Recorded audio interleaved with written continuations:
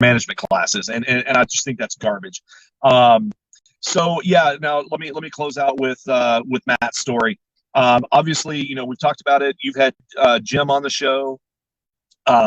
Jim actually was able to go and visit his parents here recently, which was huge for him to be able to do that.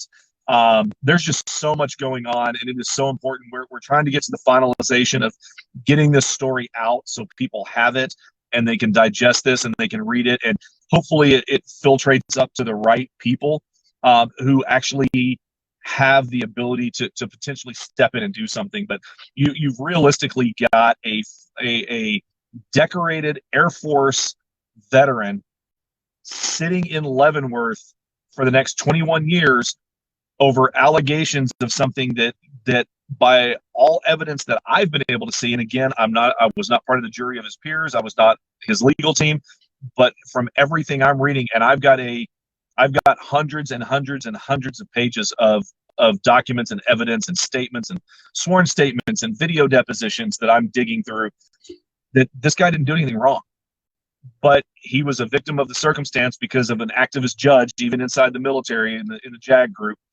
And meanwhile, you've got a general who was accused of similar charges, and all they did was take away one of his stars, and they're going to allow him to retire with his full pension. They're not sending him to Leavenworth. Yet this guy, after 19 years in the military and highly decorated, man, they've got him packed up, and just found out the other day that when they came around to Leavenworth and told him that they had to take the COVID vaccination, because this is all hot news again now that New York Supreme Court has made their ruling to let people have their jobs back. Thank God. I mean, can you believe that came out of New York? Because it's a law. It's legal. Legally, it was wrong. So 100%. But so what they did to him in the military or down there at Leavenworth, he's like, I don't want to get the shot. And they're like, that's fine, but we're going to keep you in solitary confinement 23 out of 24 hours a day, and we're not going to allow you to see your family when they come for visitation if you don't get the shot. So they're literally punishing with solitary confinement people who said, I don't want to go get that jab. Right? They're using punitive measures, and that's one of the things I say in the lawfare side. Yep. There's going to be cases just like that.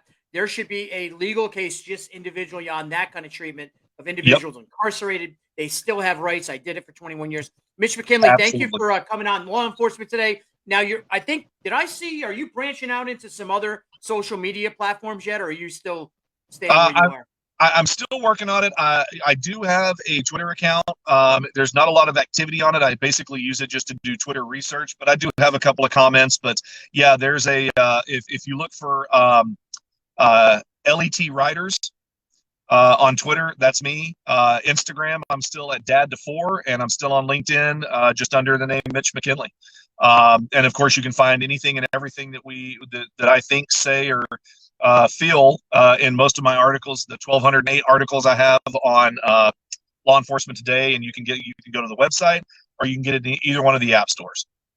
I got some more possible interviews for you to do, articles. So I'll be sending them your way. I'll give you a call later in the week. Thanks, Mitch McKinley. You are